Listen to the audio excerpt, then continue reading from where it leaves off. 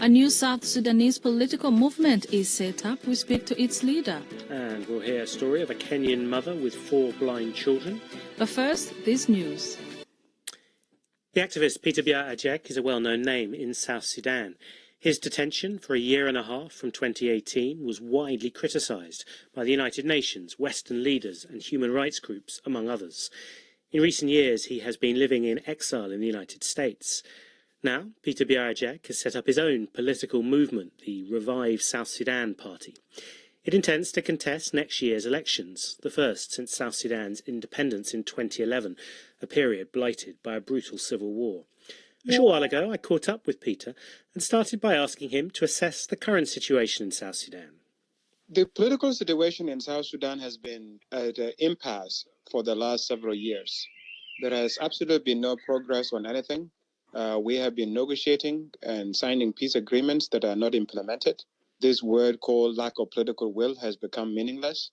At the same time, the conditions on the ground just keep on getting worse to absolutely horrendous. We have a country now that has become virtually poor, where most of the civilians are on the verge of starvation. So this is a complete disaster. Security situation is not improving. And with the situation now in Sudan, we are very much worried by the influx of the refugees. The economy is in a total state of free fall. And we have all these security problems that the government is completely incapable of addressing. And finally, the issue of corruption getting out of control to the extent that it has become such a risk to everything that is coming out of South Sudan. So this has to change. We cannot continue like that. You left the SPLM to set up your own party. Was that a wrench in some ways, given what a role the party and its armed movement had played in achieving South Sudan's independence? Well, what played the most role in the achievement of South Sudan's independence was the SPLA, the Sudan People Liberation Army. Many people that will look back at our history and criticize us, they will say that we prefer SPLA beyond the SPLM, and that the spirit of the movement was really the armed struggle. And if we were able to put SPLA aside and change it into South Sudan People Defense Forces, then I'm very sure there is nothing magical about the name SPLM. It was an umbrella around which we organized to liberate ourselves. And the objectives were either the unity of Sudan or separation. Well, these two can coexist. Sudan is not united. The new Sudan has failed. What has happened is independence of South Sudan. And the SPLM has achieved its objective, the reason why it was set up. And there is something that is new now that is needed to take the country forward. And what we want is to revive that spirit that was essential in the SPLA, in the actual armed struggle within the Red Army, within all the patriotic forces that were fighting for the country. You personally spent a long time in Juba in South Sudan for what most around the world considered simply your role as an activist or attempt to tell truth to power.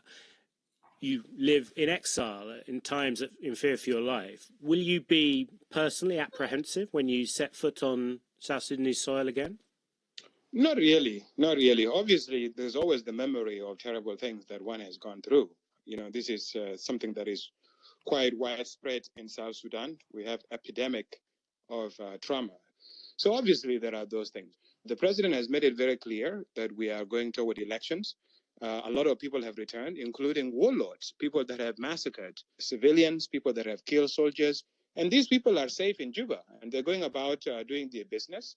And if the government is able to protect these people, despite all the terrible things that they have done, I'm quite confident that they will be able to handle my security. That was 2020 when those things were happening. Now it's 2023, and we are all excited about the election and our ability to be able to vote for our leaders. First time in our lives, for someone like me, it will be the first time that I would actually get to vote as a citizen of the Republic of South Sudan. So we are quite excited. Every one of us want to be a part of it, and we are coming home. This is where we were born. This is where we grew up. We fought. Our people died. And now no one is going to tell us that we can't be there. We have a party around which young people of South Sudan are excited and are rallying behind. And we have a vision that we offer that we believe match the needs of the time. Biar Ajak, South Sudanese activist and now politician.